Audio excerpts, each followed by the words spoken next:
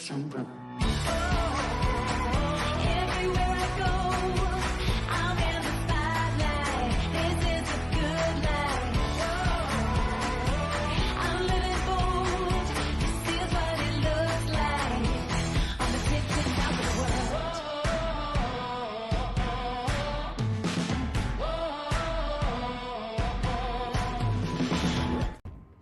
June 16th was OSRA Day. We talked about it here. We celebrated here. That was the 1 year since the passage of the Ocean Shipping Reform Act of 2022.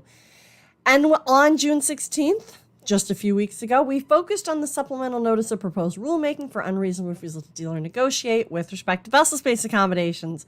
Remember, that had just been released by the FMC, the supplemental notice of proposed rulemaking. But it got me thinking. Let's take inventory of what other items the FMC and really other agencies were tasked with under OSRA 22. Hi, welcome to By Land and By Sea, an attorney breaking down the week in supply chain, presented by the Maritime Professor. That's me. I'm Lauren Began, founder of the Maritime Professor and Squall Strategies, and I'm your favorite maritime attorney. Join me every week as we walk through both ocean transport and surface transport topics in the wild world of supply chain. As always, the guidance here is general and for educational purposes only. It should not be construed to be legal advice, and there is no attorney-client privilege created by this video. If you need an attorney, contact an attorney. And a quick little programming note. So this episode is airing late on Monday instead of our usual Friday. So this is Monday, June 26th. We're going to be taking a brief break through the 4th of July holiday and actually returning July 14th. So unless there's any big rulemakings released, I'm looking at you, detention and demurrage, or other news is really breaking before then and necessitates an episode, we're going to take a little break, right? It's summertime. Everybody's busy. So I'm going to take a little break. We'll be back on July 14th, like I said, unless something drops, and then I'll be right here breaking it all down. So before we get into the discussion of the day, though, let's go through my top 3 stories of the week. All right, so story number 1. We're still on FMC Rulemaking Watch. Look, I called it here a few weeks ago when I put the Rulemaking Watch up on our list. We got the supplemental notice of proposed rulemaking, but we're still waiting on detention and demurrage final rule. I really was hoping that they were going to be released kind of in sync together. Certainly they're not the same rule, but the way that they seemed to be moving, it felt like they were kind of moving together. Hopefully we get it soon. Hopefully we get some clarity over that. I'm interested also to see what the enforcement date will be. We saw the industry starting to make some moves over the spring, kind of in line with some of that last text of the detention and demurrage from that notice of proposed rulemaking where the language had come out and we had over 180 comments submitted. Now we're waiting on the FMC to finalize that language to see if they took into consideration some of those comments. I'm sure that they did, but to see if they kind of kept the general sense of what they had initially proposed. I think they are going to keep the general sense of what they had proposed at that last stage from December 13th, I think comments closed about 6 months ago. I think what we're going to see here is they wouldn't have been saying that they would have a final rule out if we were having anything other than kind of an expected end or an expected language series in this rule. But we still have to see the language, right? We still have to see the actual language, see where they change their mind, see where the aggregate of comments change things. So we got to see the language, right? And then the second part of that, like I said, is we have to see the enforcement date. I don't think this is going to be a 30-day enforcement date. Maybe it will. But I think that the industry is waiting on these guardrails, right? That's what I keep calling these rulemakings from the FMC. They're guardrails. They really want the case law to be where the specifics come out because they want to see fact by fact, case by case, all of the specifics that happen in those instances be fleshed out, be thought through, which inevitably takes longer, but it seems as though the FMC feels this way, it creates kind of a more solid foundation to move from. But these rulemakings, these guardrails are just trying to help rein in the parameters, right? We saw from OSRA the 13 invoice requirements that weren't previously there before. I always say you could have written $2,000 on a napkin and just said, here, this is for demurrage. I mean, It was wild, right? And so now we have a little bit of clarity. This rulemaking continues that clarity and continues that guardrail movement of, well, it's no longer a bar napkin. We're gonna agree with Congress that these 13 things, maybe they change the 13 things. Maybe there's one that they tweak a little bit. Regardless, I'm so excited to see this language. And then we have a third one, right, that we're still waiting on, the unfair, unjustly discriminatory methods, which is defining unfair, unjustly discriminatory methods under the Shipping Act. It already is a violation of the Shipping Act to use unfair, unjustly discriminatory methods. What this rulemaking is really trying to get at, hopefully, right, the intention behind OSRA and the to-do list was to define some instances of what unfair or unjustly discriminatory methods are. Like I said, the FMC really likes to do case law, find those fact-by-fact, case-by-case instances. But I think we'll see some general blanket statements on what is unfair or unjustly discriminatory methods. We just haven't seen any language there either. Like I said, I've said this a bunch. FMC Chairman Dan Maffei is dedicated, it seems, to getting this done, getting it right. He said getting it right is more important than getting it fast. He was talking about the unreasonable refusal to deal or negotiate with respect to vessel-based accommodations. That's under the supplemental notice of proposed rulemaking. So this is a lot of language basically to say it's back open for comments. That was supposed to be finished 6 months post-OSRA, but he said that he wanted this one to be right. It was a tricky one, and he wanted to get it right. So he's moved past that December 16th. I don't think we're going to see that significant of a slide on the other rulemakings. But I'm watching, right? We want to see what else is out there. We're kind of in the summer season. Hopefully the FMC is still foot on the gas getting these rulemakings out. They have a lot on their to-do list. So I'll keep watching and I'll let you know what I see. So story number 2.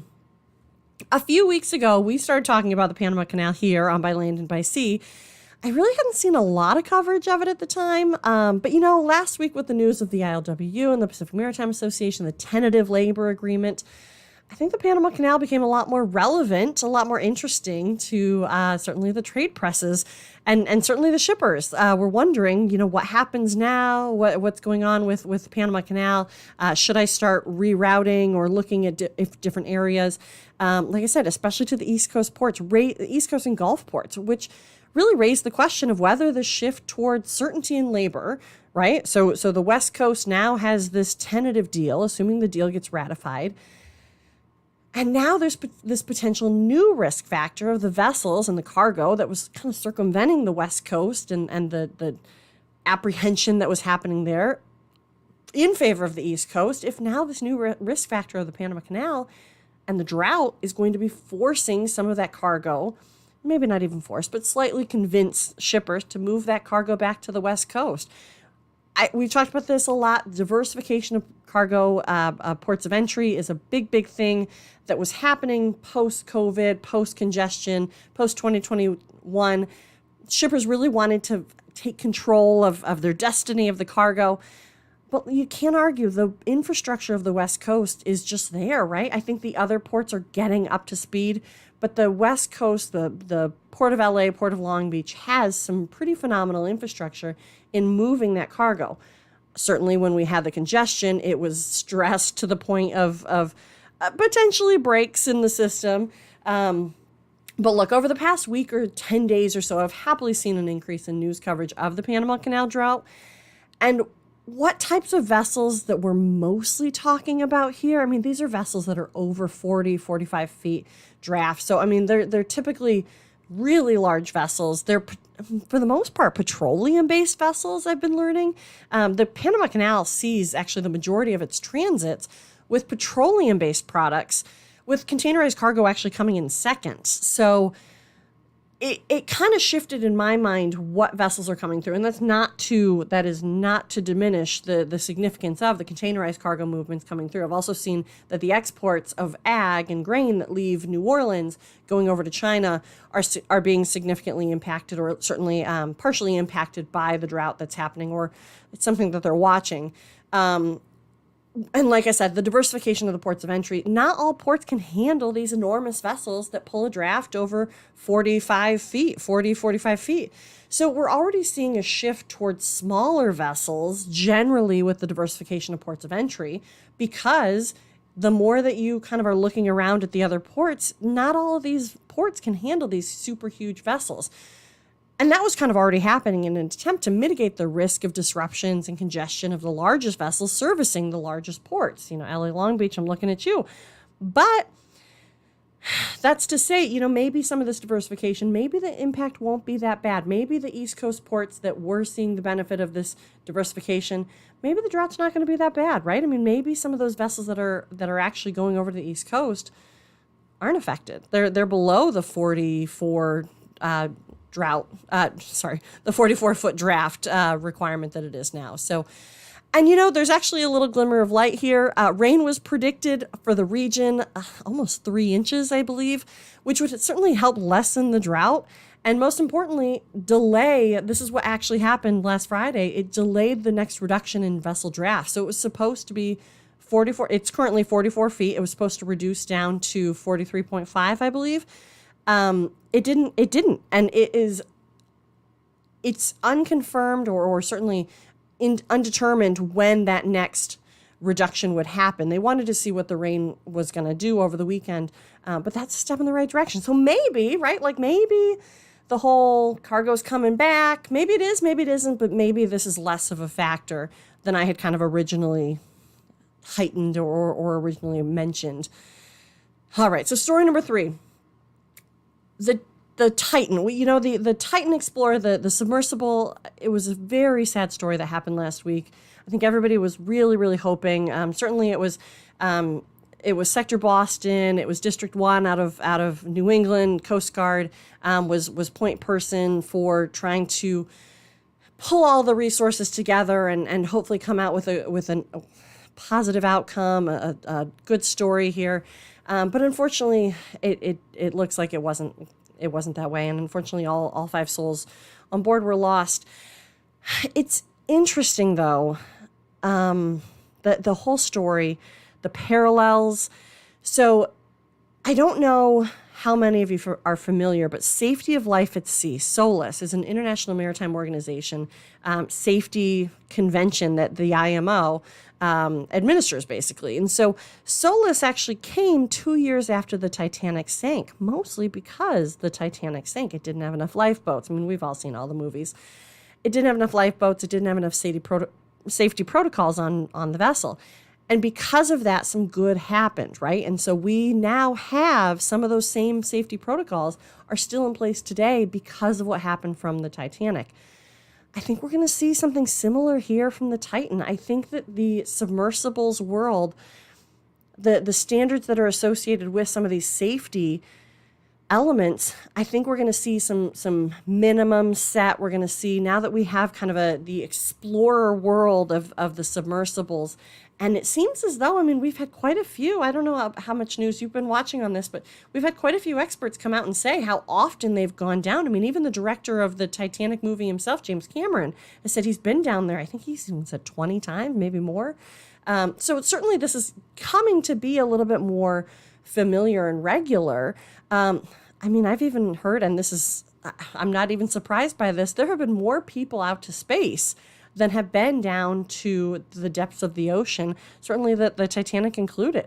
It really is a handful of people. And so now I think we're seeing this tipping point of, well, how do we protect those who are curious about this exploration, who really want to go in these subsea submersibles?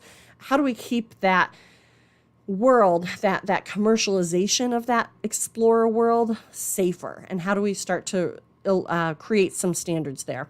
I think that's what we're going to see happen. I've seen Dr. Sal Mercogliano talk about the same thing, basically saying, there's something to learn here too. And we're all hopeful that there are some learning opportunities here, and that this really turns into a moment of maybe some safety regulations put in, and in concert with the spirit of Explorer, right? Because it's important to still be exploring. It's important to still be pushing those boundaries. And I think the innovation piece is the important part here, but we also have to remember that there should be some basic safety elements included. And so, like I said, the same way that the Safety of Life at Sea SOLAS convention came 2 years after the Titanic sank, I think we're going to see a similar thing happen with the Titan.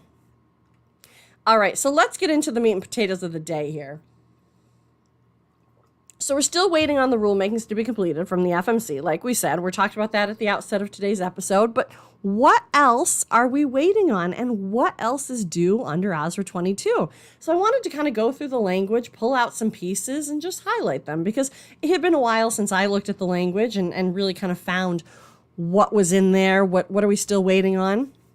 So without further ado, I'm just going to kind of go through some of these random pieces. They are kind of seemingly random, but there's some pretty interesting to-do items on this OSRA 22 list. So shipping exchanges, not later than 3 years after the date of enactment of OSRA 22. So this is 3 years, so really 2 years from a week ago. The Federal Maritime Commission needs to issue, or shall issue, regulations that are setting standards for registering national shipping exchanges. So what's a national shipping exchange? Because I think that's important to define, identify. In the congressional language here, they actually talk about, and they say, the term shipping exchange means a platform, digital, over-the-counter, or otherwise, that connects shippers with common carriers for the purpose of entering into underlying agreements or contracts for the transport of cargo by vessel or other modes of transportation. So what has to happen here? Within 3 years, so within 2 at this point, the commission needs to issue regulations, which is probably going to be another rulemaking, talking about standards for registering these national shipping exchanges.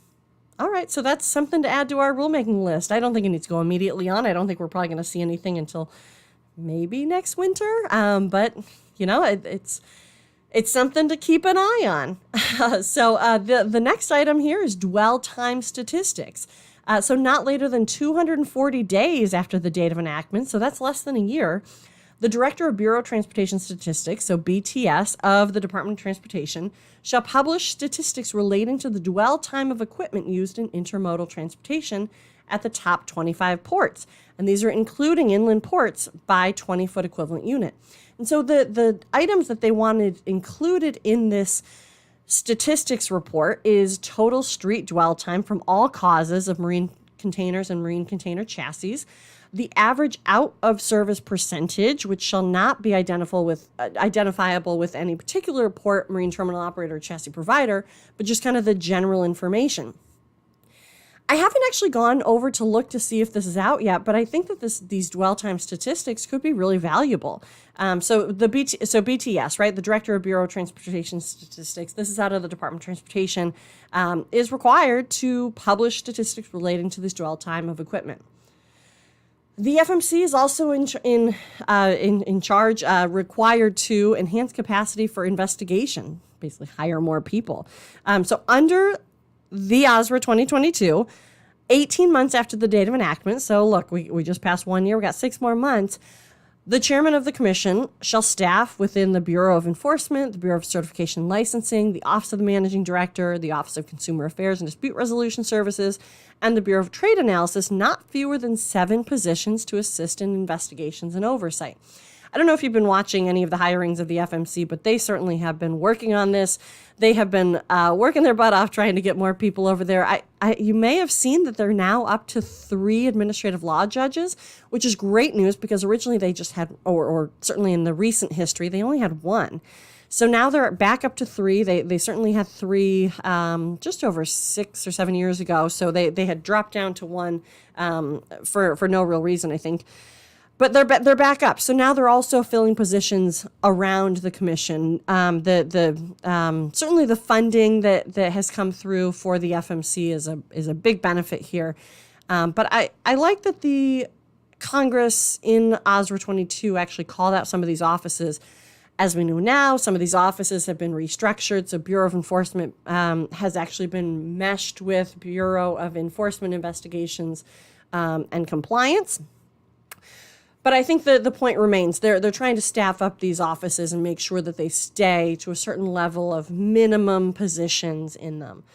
So another area, chassis pools. So not later than April 1st, 2023. So that's, almost 3 months ago.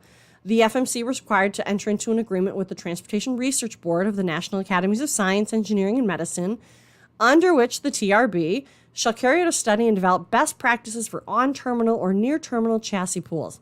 We already saw this agreement come into effect. The FMC already put this on their website a while ago, I believe. I think it was over the winter, saying that they had entered into this agreement with the TRB. And in this report, they're doing just that. They're carrying out a study and developing best practices for on-terminal or near-terminal chassis pools that provide service to marine terminal operators, motor carriers, railroads, and other stakeholders that use the chassis pools with the goal of optimizing supply chain efficiency and effectiveness. So some of the things that they would need to take into consideration as required under OSRA here is practical obstacles to the implementation of chassis pools. Great thing to look at, practical obstacles, and potential solutions to these obstacles, but then also addressing relevant communication practices and information sharing and knowledge management. So here's the interesting part. Here's something to keep in mind. The Commission needs to publish this best practices study publicly not later than April 1st, 2024. So we're down what's that, 8-9 months from now, we're going to be seeing hopefully this report released. So April 1st. So let's keep that on our minds too. We have these rulemakings that we've slid on from the FMC, but hopefully we have some of these other things, the 18 months of 7 people or the additional 7 people in those offices that were listed. Now we have this April 1st, 2024 chassis pool study. There's also licensing testing. So it's not all FMC, right? So not later than 90 days after the enactment of OSRA 22, the Federal Motor Carrier Safety Administration was required to conduct a review of the discretionary waiver authority described in the document issued by the administrator entitled Waiver for States Concerning Third-Party CDL Skills Test Examiners in Response to the COVID-19 Emergency. So essentially this is looking at this otherwise emergency waiver to see safety concerns and is the waiver, discretionary authority of the waiver still necessary or they should at least be reviewing it. So that's another thing, right? The Federal Motor Carrier Safety Administration, this OSRA 22 did not just look at the ocean side. It looked at, as we've talked about before, global ocean shipping is an ecosystem and it really affects all parts. So by land and by sea, this is certainly the by land part. There was also a review of potential discrimination against transportation of qualified hazardous materials, or HAZMAT. So not later than 90 days after the date of enactment of this act, the Comptroller General of the U.S. shall initiate a review of whether there have been any systemic decisions by ocean common carriers to discriminate against maritime transport of qualified hazardous materials by unreasonably denying vessel space accommodations, equipment, or other instrumentalities needed to transport such materials. The Comptroller General shall take into account any applicable safety and pollution regulations. And then it also says the Comptroller General of the United States may consult with the Commandant of the Coast Guard and the Chair of the Federal Maritime Commission in conducting the review under this section.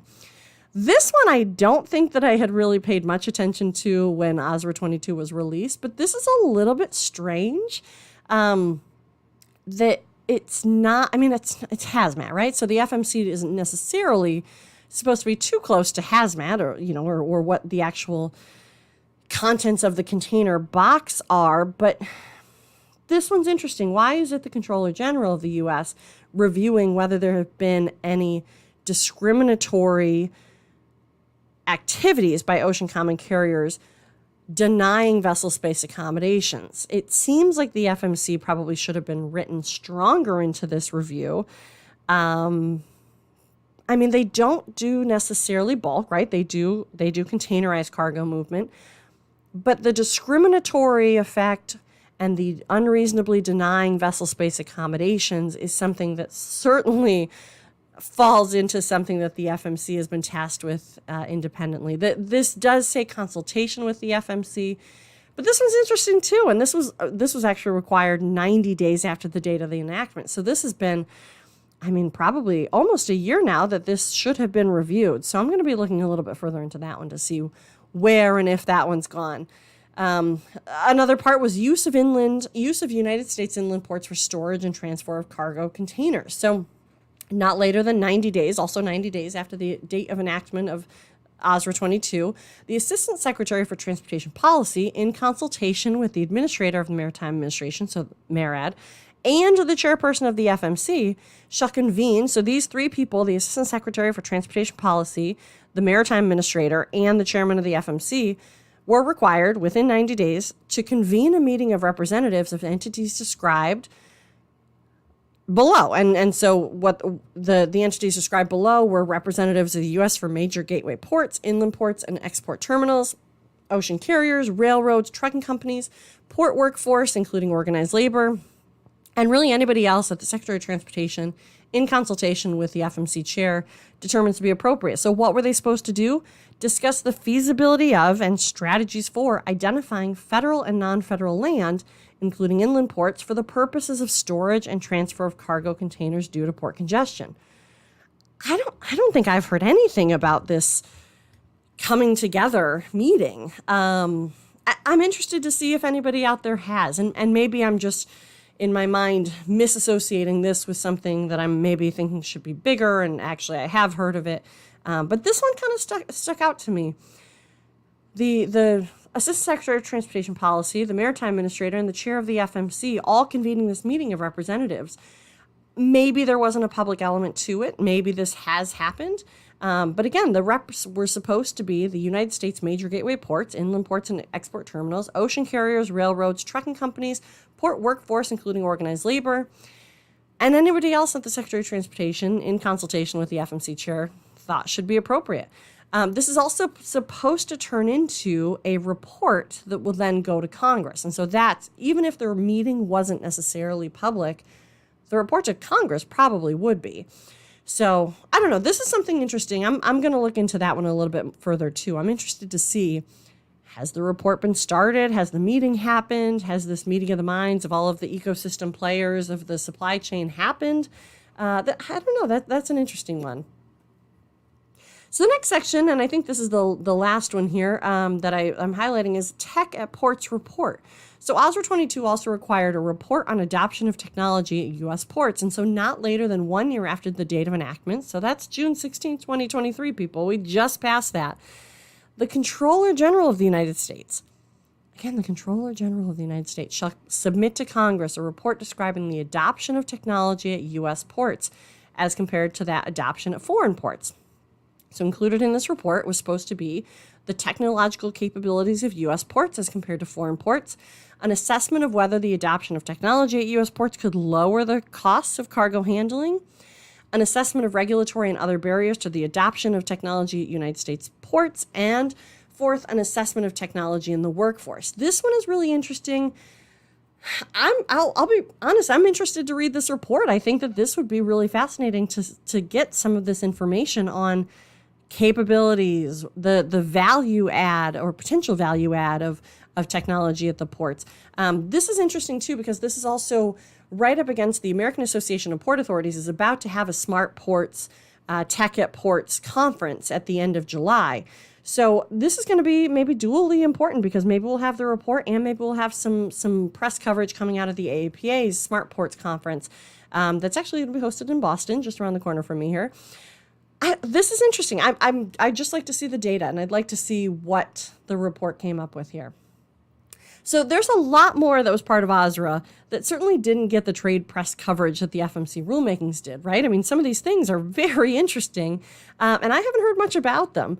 But I'm interested to learn more about a few of these other to-do items. They seem, at least on the surface, to have some pretty good value-add components. And as mentioned, some of them won't come due for another 6 months to a year, but some others were tied to the 1 year mark, especially that Port Tech report. I'm going to continue looking into all of this and see if there's movement on these items and what was or what is, something that we as the collective industry should be paying attention to and reviewing. So again, OSRA 22 has a lot on its plate. There's certainly a lot of dates that were associated with it. I like I said, once I saw that it was the 1 year mark, I thought, what else was supposed to get done? So we're not too far off on some of them. Like, there might be some that have already been done and just haven't gotten a lot of coverage, but I'm going to be looking into them. So as always, the guidance here is general and for educational purposes only. It should not be construed to be legal advice directly related to your matter. If you need an attorney, contact an attorney. But if you do have specific legal questions, feel free to reach out to me at my legal company, Squall Strategies. Otherwise, for the non-legal questions, the e-learning, the general industry information and insights, the employee training, come find me at the Maritime Professor. If you like these videos, let me know, comment, like, and share.